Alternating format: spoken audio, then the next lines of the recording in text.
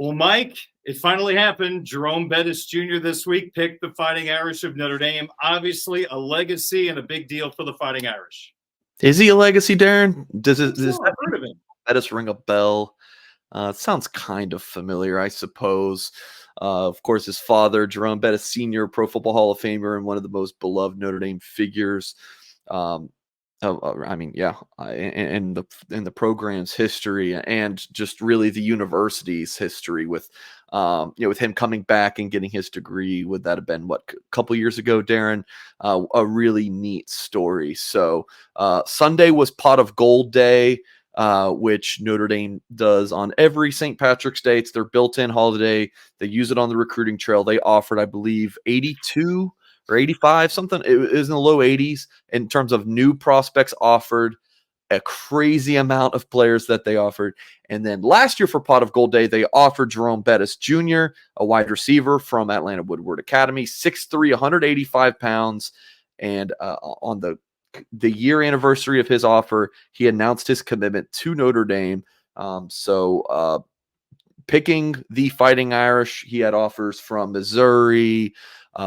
Let's see. Let me pull up his offer list, Darren. I know Texas A&M he visited actually before announcing his commitment. Arkansas, Central Florida, Purdue, Cal, Duke, Louisville, Boston College, NC State, Ole Miss, Kansas. So it's a pretty strong offer list for Jerome Bettis Jr. Not ranked super high. He's a 3-star across the board, number 700 overall. 703 overall player in the country, number 113 receiver.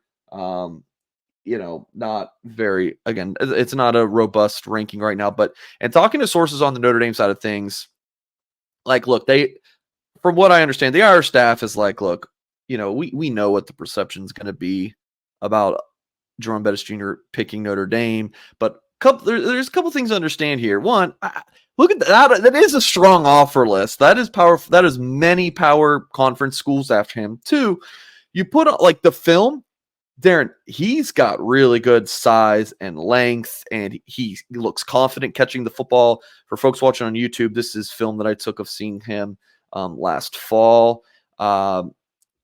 He looks good as a receiver. When you watch his junior tape, he looks excellent at safety. Him coming down and run support at 6'3", 185 pounds at the safety position, I think looks really good. You can see him coming up and making a tackle. Again, for folks watching on YouTube on that play. Notre Dame's look, again, we understand what people might think, but there's some traits here that has the Fighting Irish staff excited. This is definitely a player. If his last name wasn't Bettis, I could see the Irish taking because of all of his attributes that he brings. Not only at receiver, I think he could be a strong outside boundary receiver for the Irish, but also he looks good on safety. I think he can contribute on special teams. I think this is a solid get for Notre Dame, landing Jerome Bettis Jr. Am I correct? He's on a loaded offense, so his numbers may not look as flashy as some other recruits. Yeah, I believe it was a 15-game season. He only had 30 receptions, but he's also playing defense, so you got to take that into account. He's playing both ways. And then the two leading receivers ahead of him was a Wake signee who I was talking to the head coach there, defensive coordinator at that high school, and he was like, I think that kid probably should have ended up at Notre Dame. Actually, he was like, I think Notre Dame should have offered him, and then the other one was committed to Florida for this class. So, yeah, it was a state finalist team, so it's not like he's playing for some scrub team and he's still not getting the ball. No, he's playing for one of the best teams in the state of Georgia.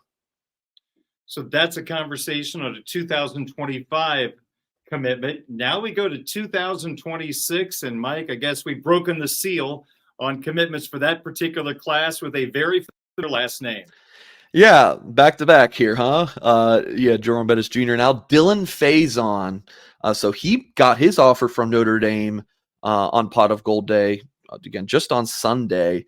And then the next day, he announces his commitment to the Fighting Irish. I was told he called the staff that morning.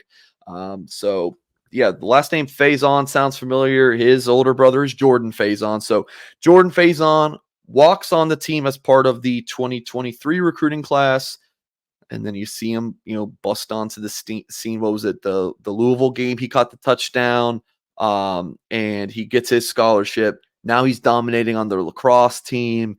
And then Notre Dame goes out and says, hey, Dylan Faison, 5'11", 170-pound receiver in the class of 2026. I believe it's Lacrosse Magazine ranks him as the top player in that sport in the country for his class. And Notre Dame goes out and offers Faison, gets his commitment. No other schools have offered him. And with Jordan, his older brother, one school had offered him, and that was Iowa.